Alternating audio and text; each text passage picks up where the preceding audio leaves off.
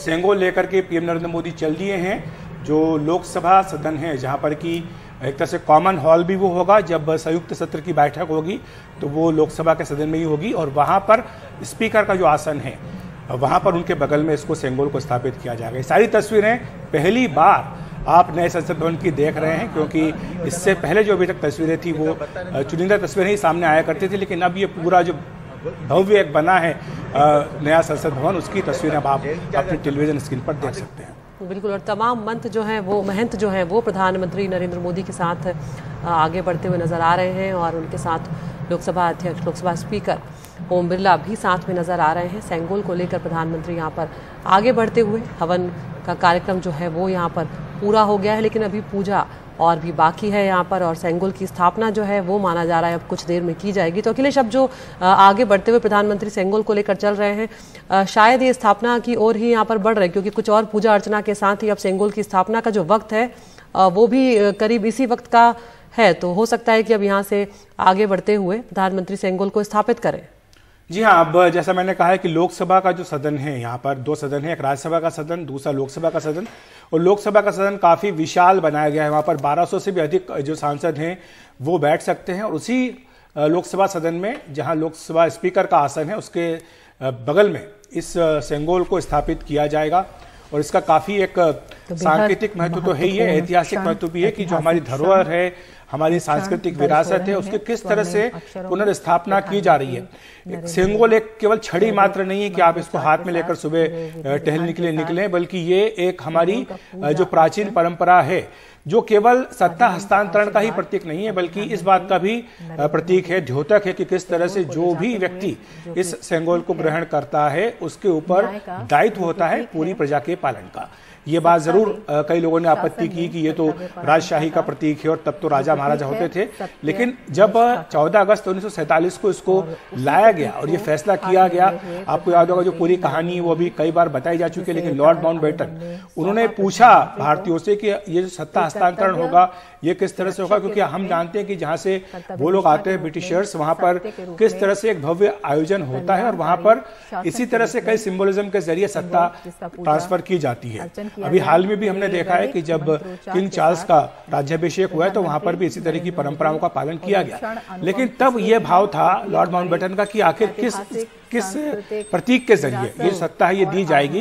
तब पंडित जवाहरलाल नेहरू ने जो श्री राजगोपालाचारी थे उनसे बातचीत की, और श्री राजगोपालाचारी ने अपने धार्मिक ग्रंथों को खंगाला, इतिहास की पुस्तकों को खंगाला, और तब उनकी दृष्टि गई इस सेंगोल के ऊपर, और किस तरह से चोल साम्राज्य में 8वीं शताब्दी में ये होता आया था कि जब एक राजा से दूसरे राजा के पास सिंहासन जाता था, सत्ता जाती थी, तब सेंगोल के जरिए ही ये सत्ता का हस्तांतरण किया जाता था।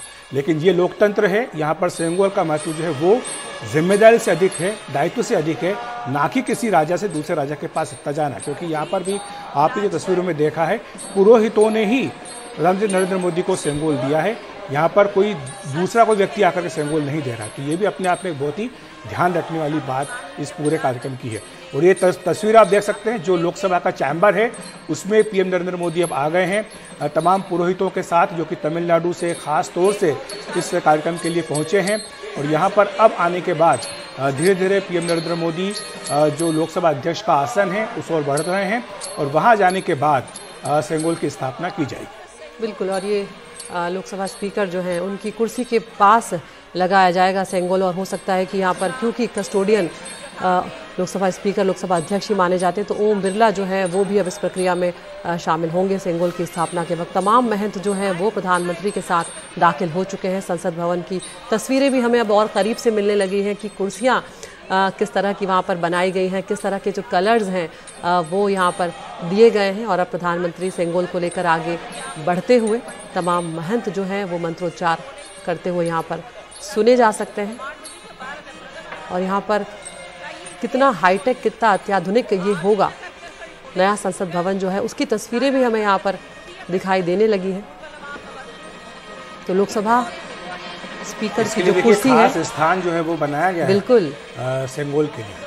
और अब यहाँ पर मुझे लगता है प्रधानमंत्री शायद लोकसभा अध्यक्ष ओम बिरला को ही अपने करीब बुला रहे होंगे कि वो इस प्रक्रिया में शामिल हो, क्योंकि कस्टोडियन वही कहे जाते हैं। तो ये सेंगोल की स्थापना अब यहाँ पर लोकसभा अध्यक्ष की कुर्सी के बगल में कर दी गई है प्रधानमंत्री के द्वारा। और ये भी महत्वपूर्ण बात है यहाँ पर बताना ज़रूरी है कि सेंगोल जब यहाँ स्थापित हो चुका है तो ऐसा नहीं कि ये परमानेंटली यहाँ रहेगा। बीच बीच में जो बड़े महत्वपूर्ण हमारे अवसर आते हैं, जिसमें कि संभवतः गणतंत्र दिवस और स्वतंत्रता दिवस, ऐसे अवसरों पर इसे बाहर भी ले जाया जाएगा, जनता के बीच जाकर इसको दिखाया भी जाएगा।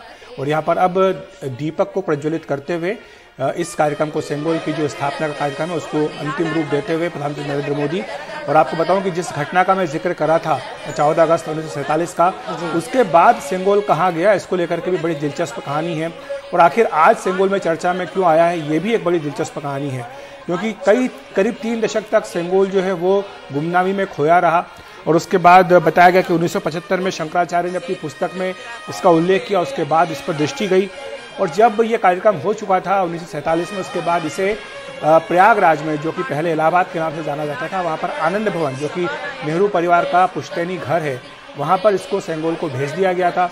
और बाद में इसे प्रयागराज के ही एक संग्रहालय में रख दिया गया था। करीब ये बताया गया है कि 1.5 साल पहले पीएम नरेंद्र मोदी को सेंगोल और इससे जुड़ी ऐतिहासिक घटना के बारे में बताया गया था। उसके बाद पीएम नरेंद्र मोदी के निर्देश पर इसकी खोज खबर शुरू हुई, पता लगाना शुरू किया गया कि आखिर ये कहाँ है, कहाँ मिलेगा। और 3 महीने तक इसकी खोजबीन होती रही, देश के हर म्यूजियम में इसको ढूंढा गया और उसके बाद आखिरकार प्रयागराज के संग्रहालय में इसका पता चला। लेकिन जो 47 में जिन्होंने इसको बनाया था सेंगोल को, उन्हें दिखा करके इसकी प्रामाणिकता जो है वो उसकी पुष्टि की गई कि ये वही सेंगोल है या नहीं। जब उन्होंने इसकी प्रामाणिकता की पुष्टि की, उसके बाद ये विचार आया कि इसे यहाँ पर स्थापित किया जाए। इसके लिए एक फिल्म भी बनाई गई थी, जो उस दिन गृह मंत्री अमित शाह ने इस पूरे सेंगोल के बारे में जानकारी देते हुए बताई थी। और अब तस्वीरों में आप देख सकते हैं कि पीएम नरेंद्र मोदी सेंगोल की स्थापना करने के बाद पुरोहितों का अभिवादन करते हुए, उन्हें प्रणाम करते हुए। और ये नया संसद भवन, इसमें एक खास बात ये भी है कि जो जगह है प्रोटेस्ट करने के लिए अदिति, वो थोड़ी कम है।